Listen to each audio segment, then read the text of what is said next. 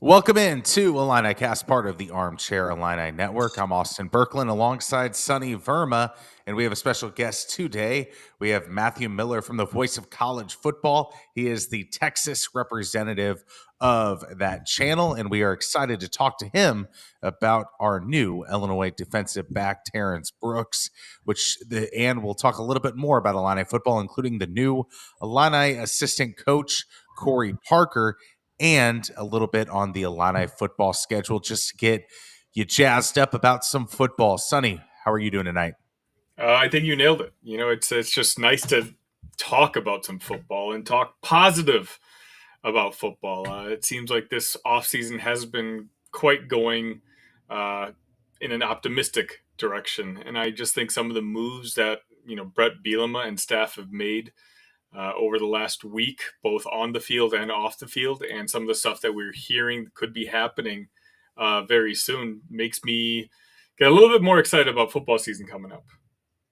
Yeah, I mean, I use a lot of cooking analogies, and this offseason definitely hasn't been a microwave offseason. The additions have came really late in the ball game, right after spring football season, which is kind of the last moment where you can bring in players. So this is a great last stretch of this offseason for Illini football, and you think of what they still could add, and it's going to be some more depth pieces and possibly another star in the making for Champaign. So this offseason is more of a crockpot offseason. It's been low and slow, and now it's finally you can finally smell the great smells of that ending of that cooking process, and it's making me a little bit more fired up than a 5.5 win total that I saw on the Action Network.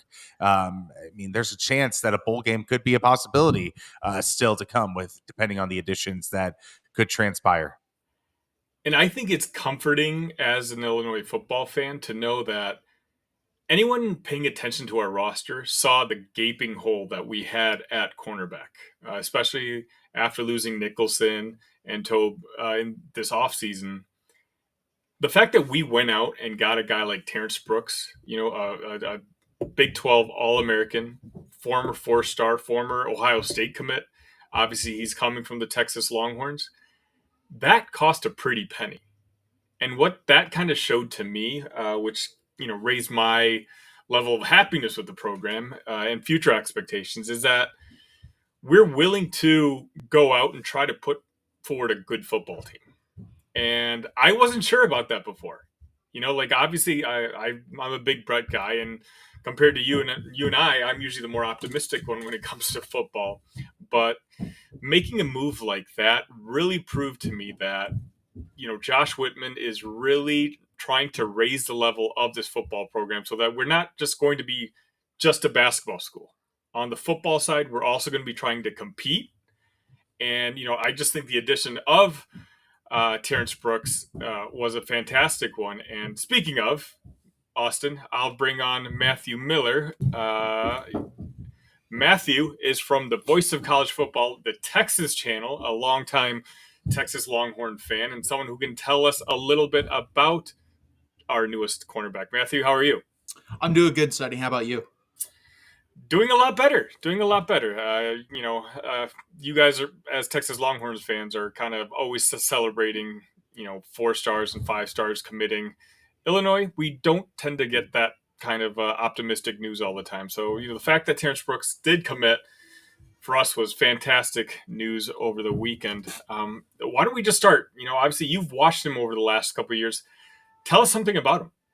Yeah, so coming out of high school, he was kind of Steve Sarkisian's big turnover flip, I should say, because he's committed to Ohio State to the last second, and then he flips to Texas on signing day, and it's a big win because you're talking about, depending on the recruiting site you're looking at, high 4-star, low 5-star recruit.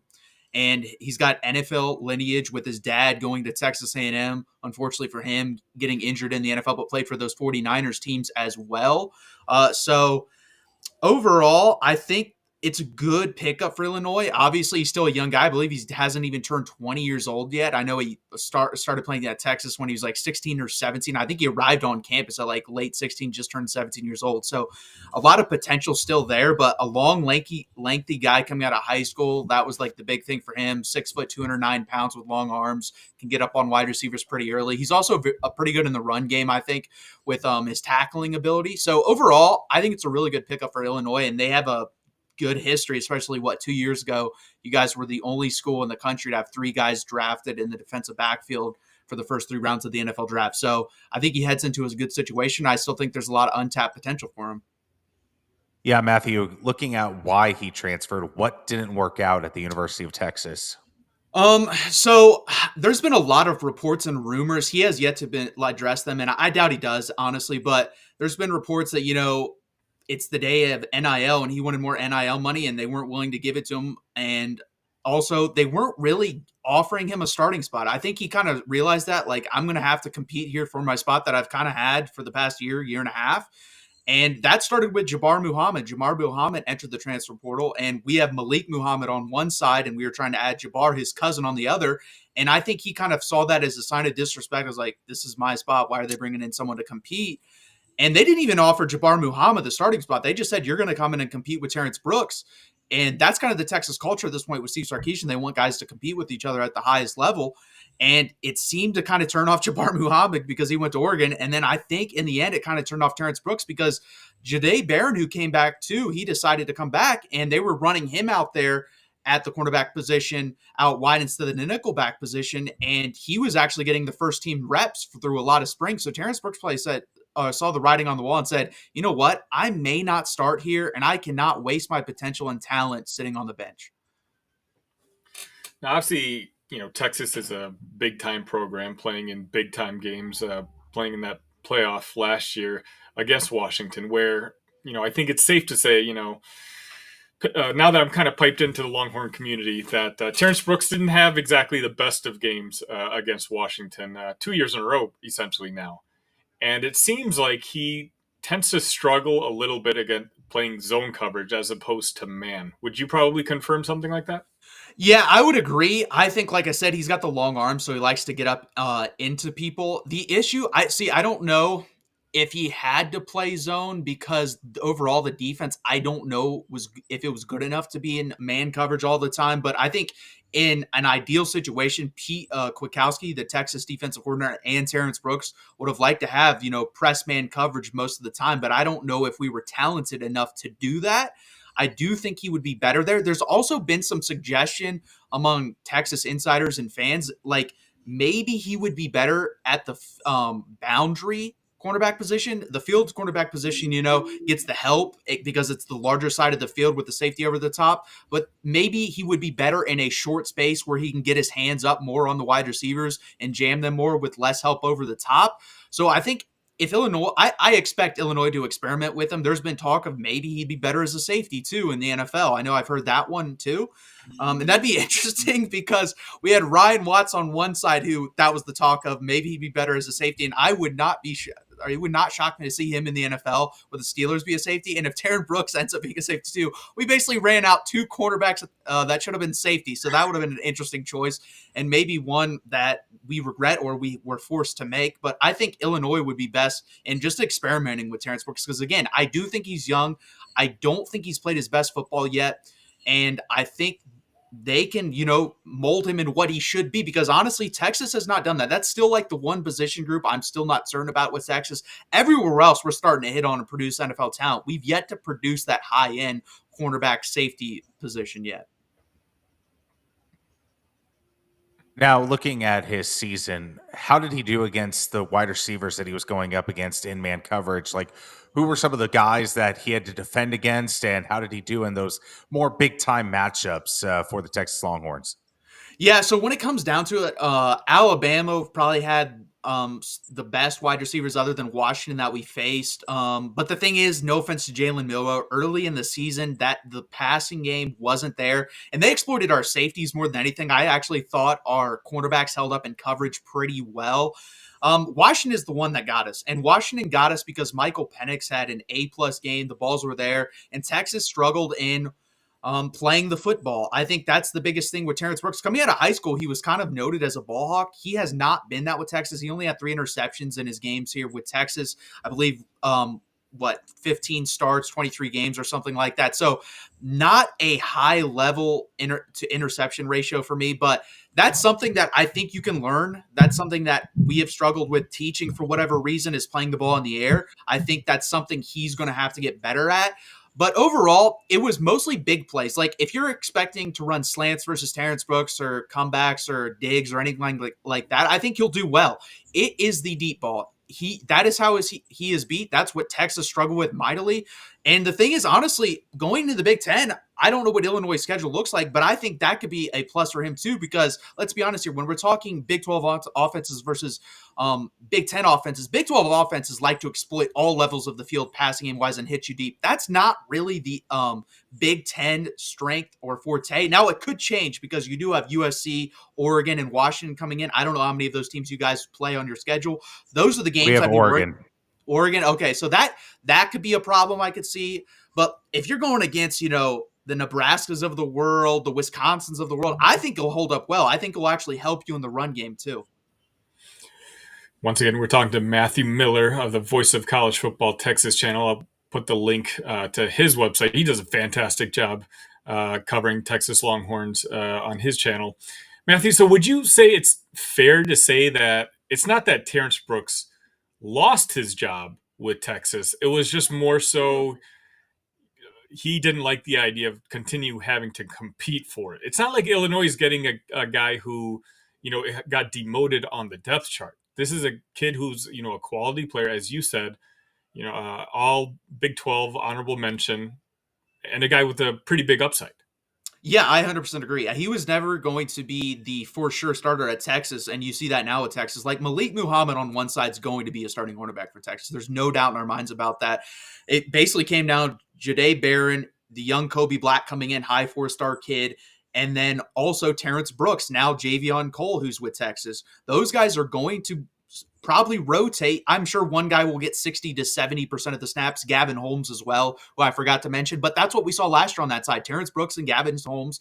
I would say Terrance Brooks probably played 65, 70% of the snaps. Gavin Holmes came in for the other 30 to 35% of the snaps. So that's how it was going to be this year for him. And I just don't think he was cool with that, because let's be honest here. You have to get better. You have to be on the field versus high quality competition.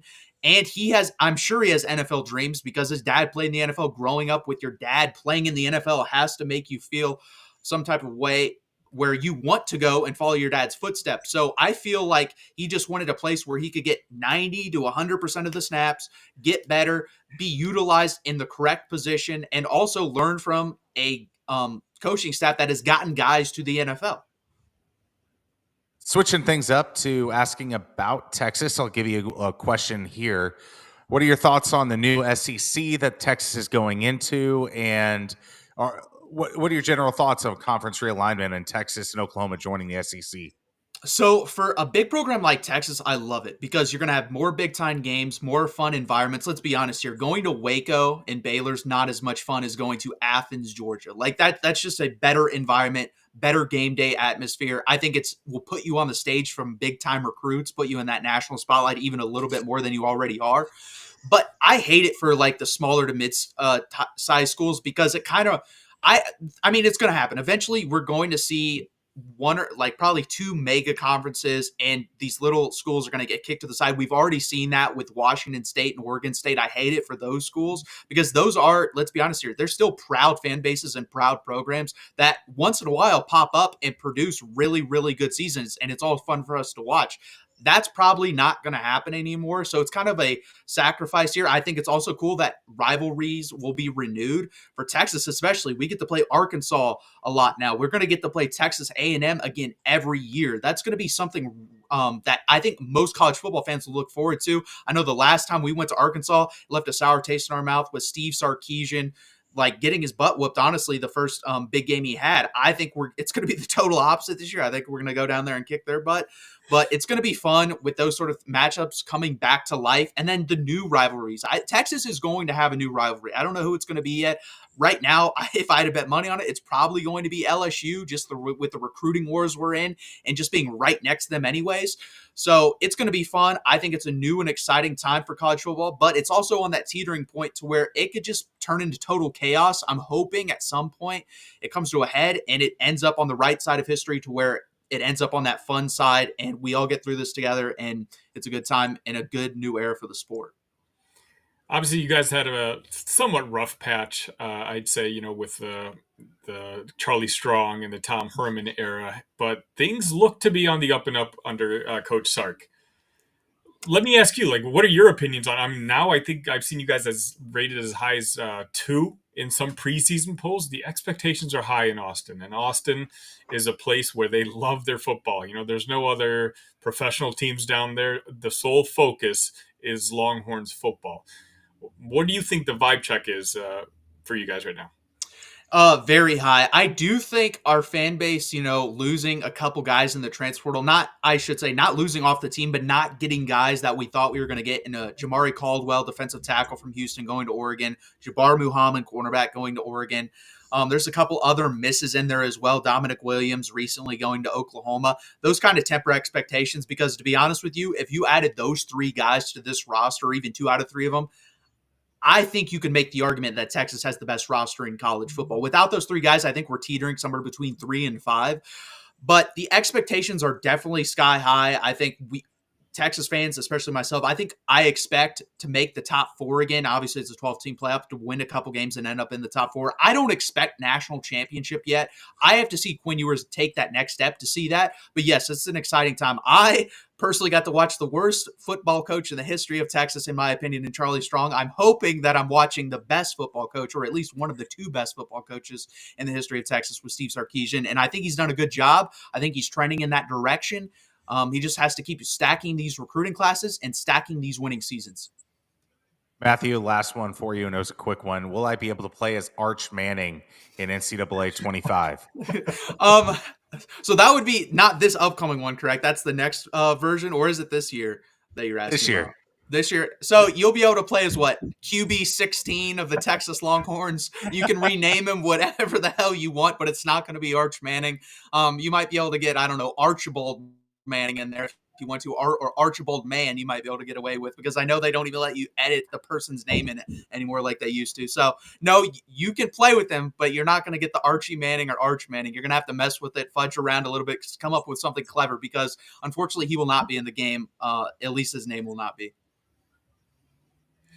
All right, Matthew, thank you again Matthew, so much. Thank you so much. The voice of college football. Go ahead.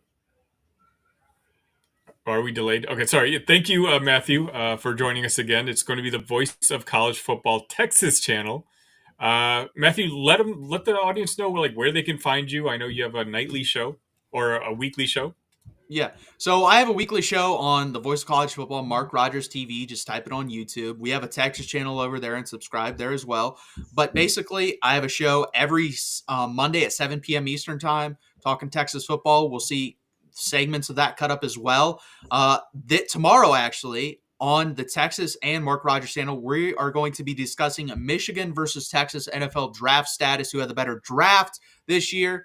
So that's going to be a very interesting discussion. I'm going to be outmanned, outgunned. There's going to be 2 versus 1, and the whole crowd over there is a lot of Michigan fans. So I need your help, Texas, non-Michigan fans even. I'll take it. Please go over there and subscribe to that channel. Helps out the channel, helps out. We're trying to grow. Sonny has joined me for a couple of videos, so please go over there and like that content, subscribe. And then I also have my Twitter right there, Matthew MS97, nothing but sports over there. So please go over there and follow me as well. Jackson, a frequent visitor to both this channel and the Voice of College Football, says that Texas-Michigan debate tomorrow night is going to be fun. Absolutely. Matthew, thank you again for joining us today and giving us a little insight on Terrance Brooks. And good luck to Texas moving forward. Yep, good luck to Illinois. I'll be rooting for you guys. I have no ill will towards Terrance Brooks, though. I hope he succeeds at Illinois. All right, thank you, Matthew. All right, looks like Austin's having some issues with his internet, so you have just me. So let's just kind of catch up on comments right now. Jackson says 105 more subs until Illinicast hits 1,000. Wow, yeah, we're very close. We're very close. Austin and I are trying to get there before football season starts. So if you don't mind, hit that like button, hit that subscribe button while you're here. 1,000 is the big number, obviously, that people care for. While we're waiting on Austin, I know some of you have been asking about Locked On Illini. It's going to be the first daily show giving you Illini updates and sports stories and whatnot. I'm going to be working with a lot of collaborators.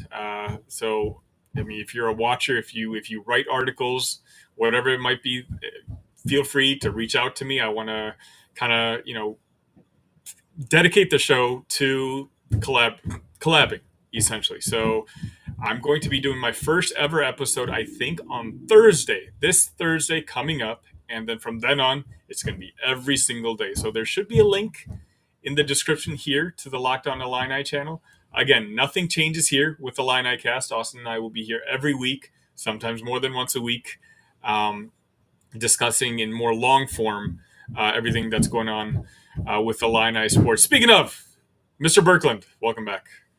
Thank you. My internet just crashed and burned. All good, all good. No, I was just telling folks about Locked On Illini, and by the way, I do want to confirm that Austin will be joining me on a couple episodes whenever his schedule allows. Absolutely. I'm excited about that. Okay, so I mean, thanks again to Matthew for joining us, talking about Terrance Brooks Jr. I'm super excited. It's one of those things where I like our offense. I'm very confident in our offense. I like our offensive line, everything I've heard about J.C. Davis. I like our wide receiver room. I don't know if it's as, veteran heavy as I would ideally want it. I'm a big Luke Altmaier guy. But on the defensive side, I'm legit worried. And when two of our, prominent cornerbacks decided to leave the program, I thought we were going to be in really tough shape. And we might be still. But I think the addition of Brooks single-handedly raises both the floor and the ceiling of that defensive backs room. And I think that's just super important for us to reach, as you said, the 5.5 win total that Vegas is giving us. I mean, you look at Terrance Brooks, at least now, if there's if there's a halfway of an injury, it just doesn't automatically sink the defensive back room. At least you can swarm a little bit. You can swim, try to keep your head above water until that injury is subsided. But you look offensively, like you were talking about, if they get a guy like Franklin from Ole Miss, who was with Barry Lunny Jr., I mean, this team could elevate its ceiling to a bowl team really quickly. I mean, you look at the schedule.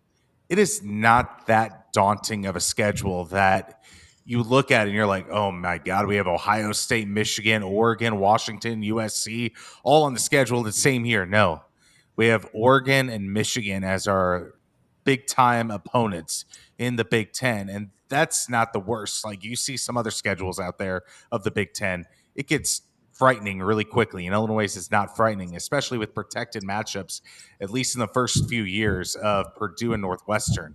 That is so vital to Illinois' growth as a football program to not be left behind in this new Big Ten. And I think this year in particular is so important. The perception of what happened last year and us not being able to kind of capitalize on the previous season and, not being able to make a bowl game last year when we were just so close, and a really bad tasting loss to Northwestern at the end of the year.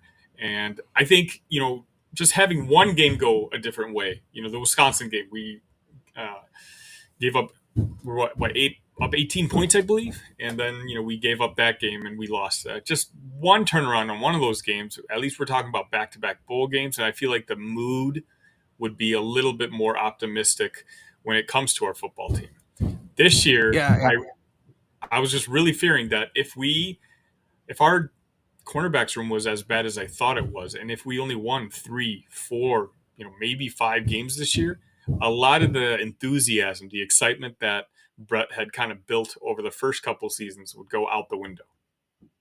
Yeah, I mean, you look at a guy like Tyler Strain and Xavier Scott, like those are guys I feel like can still be good, especially under the tutelage of Coach Parker, who is joining the program from Toledo, who's a great coach. I mean, I feel like the roster has some upside here that just Illinois hasn't unlocked yet. That's why it's such a huge season for Aaron Henry. I think he is either the biggest winner or the biggest loser, depending on how this football season goes.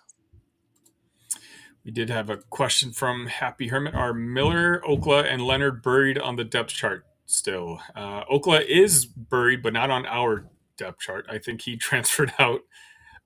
Miller and Leonard are as well, but that's a good thing. It's because all the feedback that we've gotten, whether it's from the articles that you read or the premium information you get, is our offensive line looks very, very good. And J.C. Davis looks like he's been arguably the best acquisition we've had this offseason. Yeah, Yeah, just to go over the offensive line room, J.C. Davis at left tackle, Kevin Winnington at the left guard spot, center Josh Kreutz, Zai Chrysler at right guard, and then Getsky at right tackle. That's your starting offensive line. As of this moment, according to our lads, and they do a pretty great job of getting depth charts, Magnus looks like a two deep kind of player. He's the highest out of the guys you mentioned. That's a big boy, too. But I mean, it's nice to see because that's kind of why what we're waiting for with Bret, right? Like when it came to recruiting, he was recruiting big boys in that offensive line, and that was kind of an expectation that we would have one of the bigger, beefier, talented offensive lines after a couple of recruiting cycles, and it really seems like that's kind of what's coming to fruition. Absolutely, Hunter Whiteneck. I see the Happy Hermit. He is also on the two deep, but he's a guy who has extreme upside alongside Brandon Henderson. Those guys, I'm so excited about seeing what they can do in the future in this offensive line room. But I just think this offense, if they get a guy like Franklin with Elsie and Hank Beatty, that's an offense that can play. And then Luke Altmaier, it's up to him. Can he grow and develop as a passer and as a decision maker? And if he can, this offense can be unlocked to a different level. Yeah, I just want to go back and answer Kirkland's original question earlier. Where are you guys going next with football offers and priorities? And I think Austin's basically answering it with the fact that with Franklin on campus right now. I think today's the last day of his official visit. The stars are aligning there. I mean, his former offensive coordinator he played under, is here. He's got one more season. Obviously it didn't work out at Ole Miss, but he's had two of his best seasons under Barry Lenny Jr. And if he wants to really showcase his skills, I think adding a top-notch wide receiver, a guy who, as you said, can be like the number one guy on our team. I like Elsie. We all love Elsie, but he hasn't proven it yet on the field. And I think bringing in a guy like Franklin who already knows the ins and outs of Barry Lenny Jr.'s offense, who can basically just come right in and start, and you don't have to worry about any sort of adjustment period. I think that would be huge for our offense and kind of, as you said, leave it on Luke, who I'm a big fan of. I saw an article the other day. I'm not sure if you saw, Austin, where they had Luke as the second worst quarterback in the Big Ten. I thought that was ridiculous. I think he offensively carried our team for the better part of the first half of last season. I know there's a narrative going around because of Paddock replacing him at the end of last year, but I think worst case he's middle of the pack in the Big Ten. But I really genuinely think he could be one of the top third, personally. Yeah, absolutely. And it's tough to get into that top five range, especially with the additions that the Big Ten has made. But I think top third would be fair if a good season of Luke Altmaier. I would have liked to see Luke Altmaier in that final game if he was healthy. I think he was kind of healthy, but they still rode with Paddock. And I think that was a mistake because Luke has some legs that Paddock doesn't. And you saw the Northwestern game where it's like hey, we need some different offense in here. What we're doing is not working. And I think Brett Bielema kind of made a mistake in that game, not going to Luke to end the season off. But if you pair him with Franklin, I mean, we've seen at Illinois what a great wide receiver can do. Yes, it's not all under Brett Bielema, but you look at Joshi Mator-Bebe, what he was able to do with the Fighting Illini under Lovie Smith. Aurelius Spin with Ron Zook. Mikey Dudek whenever he was healthy, Isaiah Williams. I mean, the list goes on of great wide receivers at Illinois and have propelled them to that bowl level capability. And I think that's what Illinois is missing right now. There's a lot to be learned about Malik Elsie as a wide receiver. But I think with Franklin and Luke Altmaier's progression, that's the true test of what's going to happen this season. Happy Hermit once again asks, what's our too deep at tight end? Do you still have that website up? I know Cole Rusk is first. Yeah. Cole Rusk is definitely first. He's the transfer out of South Dakota State, which is just going to be an unbelievable addition. It sounds like he's been wowing everyone in the room at the Smith Center, so that's awesome. And then Tanner Arkin, who is a junior redshirt at the moment. So who knows, maybe another tight end would be a possibility as a last-minute scholarship. But I would also say that the defensive line is who the coaching staff is really going after. Going back to Kirkland's question, it seems to be Franklin and then defensive line help. Those two positions seem to be what they're focusing on, and then maybe some depth additions on guys that make sense both in NIL and matched expectations of playing time, it feels like. And speaking about the defensive side of the football, Illinois made a hire as its new cornerback coach. Was it Corey Parker? That was his name, right? Yes. Yes. Corey Parker from Toledo, a guy who I had no idea anything about him, but ever since the announcement, the more I'm hearing about him, people who actually know who he is, know his background, I've gotten super excited about this hire. What about you, Austin? So Alan True of 24/7, he wrote a great profile on Corey Parker and his connection to the state of Michigan in terms of high school football players, coaches, and just the whole ecosystem. And it feels like we have a guy that has built a lot of connections. It feels like we got a guy who has grown as a coach and as a recruiter over the years. And we're getting the guy that had the first cornerback off of the board in last year's NFL draft, and Quinyon Mitchell of the Philadelphia Eagles selected him, which I'm excited about. And he's a guy who made the Senior Bowl and was just trying to challenge every wide receiver on both teams that he can stop them. So to get a guy like that who's coached a guy who clearly has some swagger, I feel like this is going to be a match made in heaven with Aaron Henry and him kind of figuring out that secondary, developing them.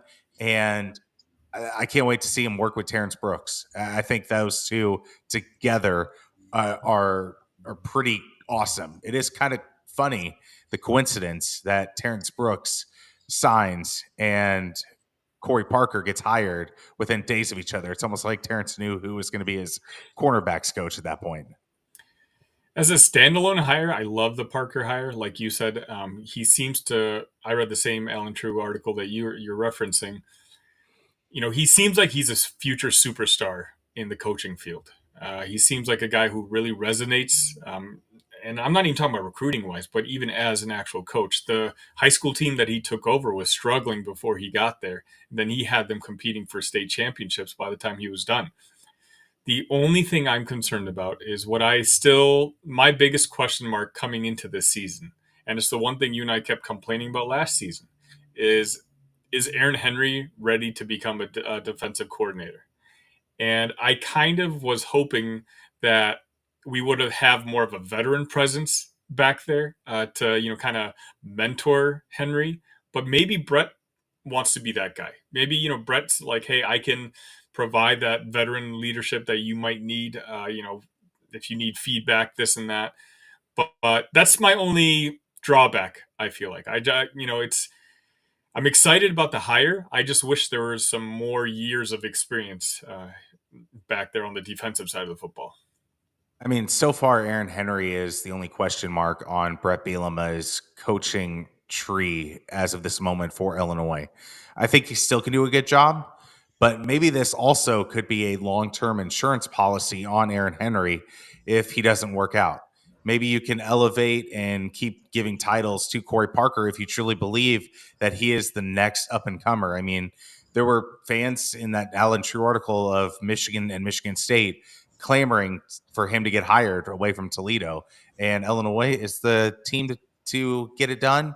I mean, I think maybe Bret has some visions for Corey, more than just a defensive backs coach in his future. So this very well could be the ultimate Aaron Henry insurance policy. Keep some youth there to connect with the players in college and to grow and learn on the job and potentially have the next defensive superstar in your back pocket in Champaign. And I like the fact that he's such a prominent figure in the state of Michigan. Michigan is Yes. a state that produces a lot of good football talent.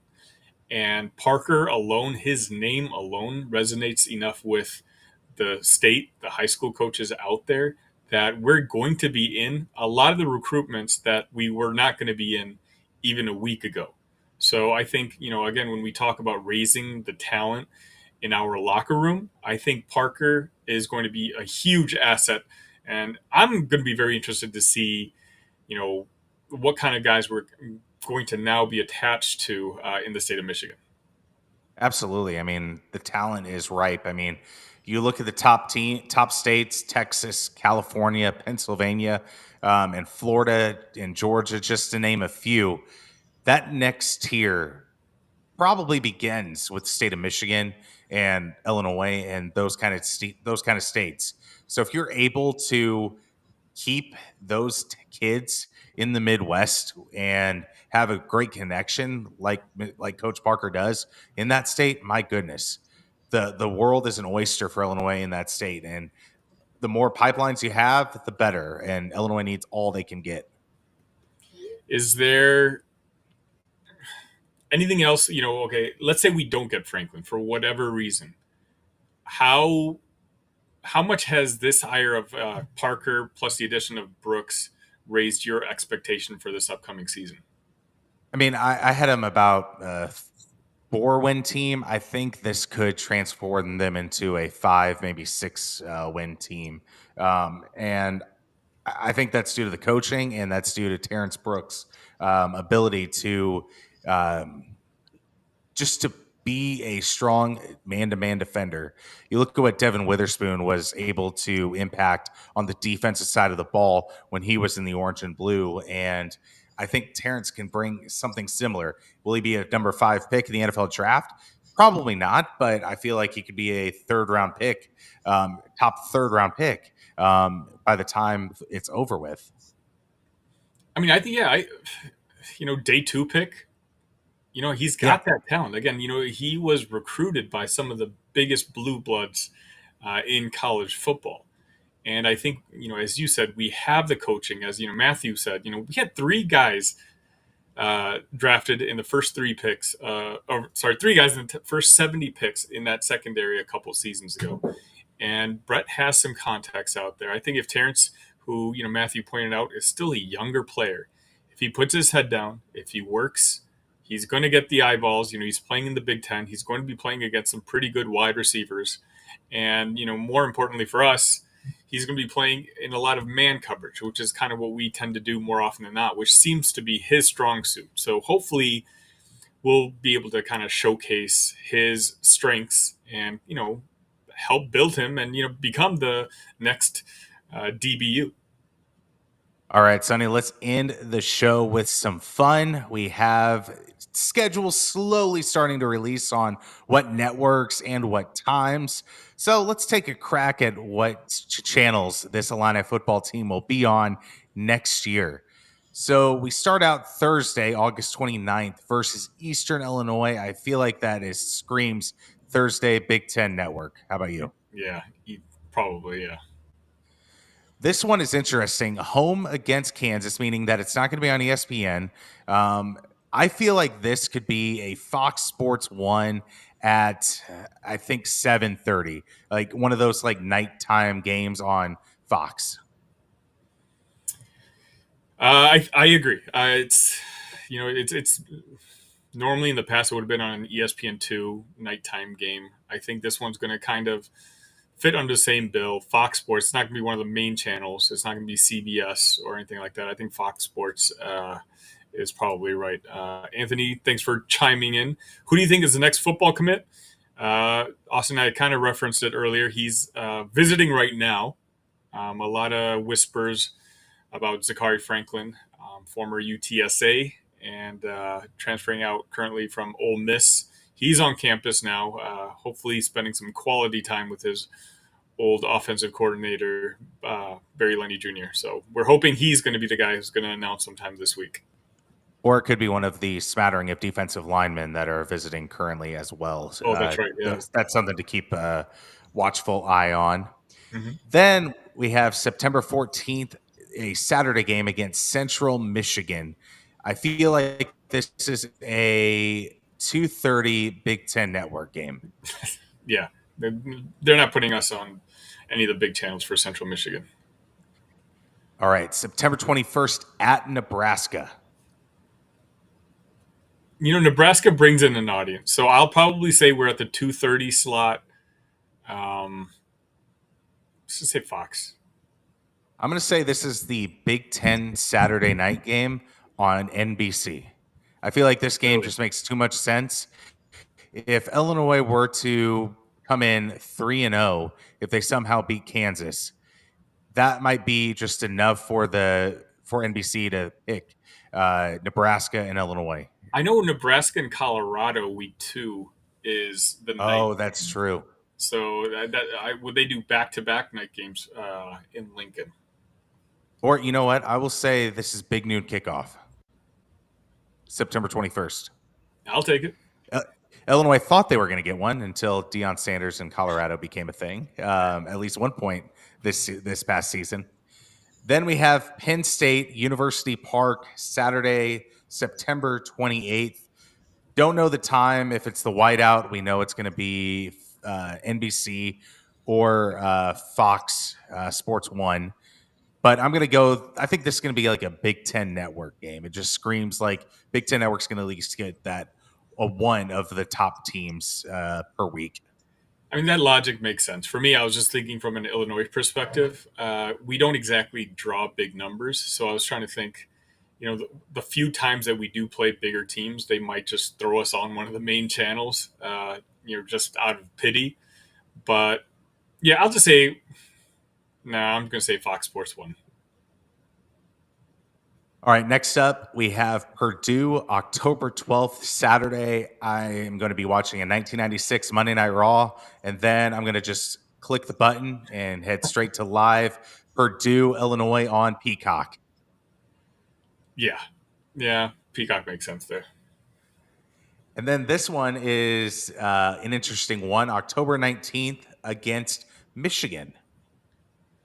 That'll be on one of the main channels. It'll probably be the 2:30 game on one of the main ones, I feel like.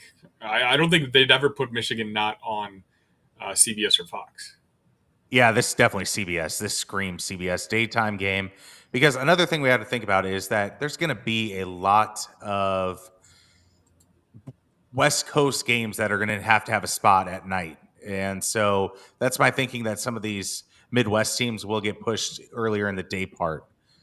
We got our first trip to the West Coast, Eugene, Oregon, at Oregon, October 26th. It's a Saturday.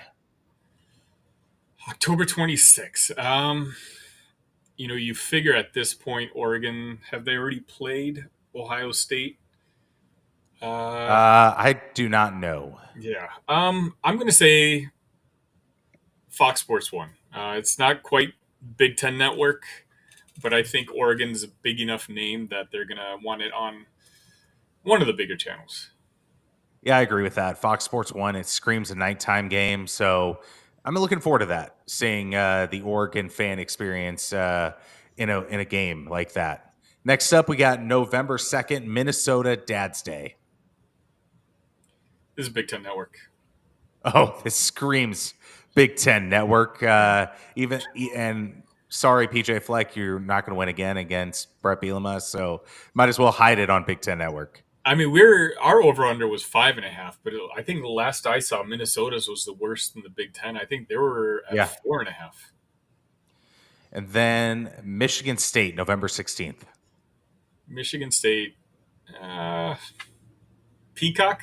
What do you think? Oh, yeah, Peacock. That's I a mean, good one. we've only picked one for Peacock so far. Yeah, and I think Illinois screams Peacock a lot this year because they could be the middle tier team, and I think that's where Peacock is going to get their selections in the draft that they have for the games each week. Next up, we have Rutgers on November 23rd, another Saturday game. Now, Rutgers is supposed to be pretty decent this year. This one's at Rutgers, if I recall. I'll probably say Big Ten Network. You know, none of these teams are drawing names by any chance. Yeah, I'm going to go Fox Sports 1 just because I think they will want that New York market with this kind of game late in the year, especially if they're decent. So I am going to just take a risk in Fox Sports 1. Then we wrap up the season November 30th at Northwestern. Hopefully, this is not just for a bowl game. Hopefully, at this point, we've already secured one. But I'm just going to say, you know, there's a bunch of rivalry games. I think we get relegated to Big Ten Network. Yep. Get ready to wake up early. 11 a.m. Big Ten Network, I have a feeling as well. And then the Big Ten Championship, that's on CBS, and we'll see you all there for sure. Yeah, us against Oregon or Ohio State. Bring it on. Yes. Sonny, what an episode. Talked a lot of Illini football. It's a nice little change up from our typical transfer portal meltdowns and hype ups. So it's nice to actually talk about what could possibly happen on the field. Illini football wasn't that exciting a couple months ago, and it finally flipped the light switch on later on. So it's nice to have some optimism to come into the summer without dreading Illinois football. Exactly. You know, again, we might be getting a couple more comments, hopefully in the next week or two on the football side, which of course we will go live for. So hit that like button, hit that subscribe button, you know, the notification bell, all that fun stuff. You know, we want to be quick and prompt, providing you guys with an outlet to kind of talk Illinois sports. We're at 895 subs, so you guys are awesome. Thank you. So close to 1,000. Hopefully we'll be able to hit that before next football season. But anything else for you, Austin? Next week, potential for a big time guest. Potential. Yes. The crystal ball is favoring this interview happening, but things could fall through. But be on the lookout for a big time interview next week. And let me be clear, this is one you don't want to miss. Make sure you're subscribed to this one, or at least subscribe to us on Twitter so that you can see the announcement once we make it. Absolutely. Sonny, thank you. This has been the Illinicast, part of the Armchair Illini Network.